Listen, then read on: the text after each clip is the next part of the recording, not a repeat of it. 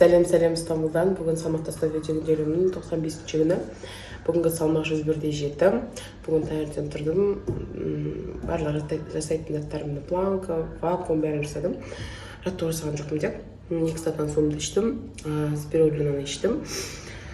Бүгінгі жеген тамағымды таңертең қарап кетіңіздер.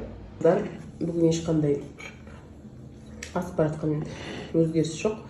2 жұмыртқа, баламнан қалғандар.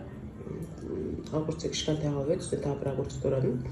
2 баламнан қалған, сыр баламнан қалған. Осындай ащы перец қостым. Болды. Күндердің жақсы өтсін. Міне осындай таңғы ас іштім. Бүгін кешке дейінгі ас мәзірімді қарап кетіңіздер. Бүгінгі басқа не істеп не қойғандарымды көрсете алмаймын, өйткені телефон алып шықпаймын көшеге. Сол тек ас мәзірімді көріп өтесіздер. Басқа айтатын жаңалық жоқ. Күндерің жақсы өтсін.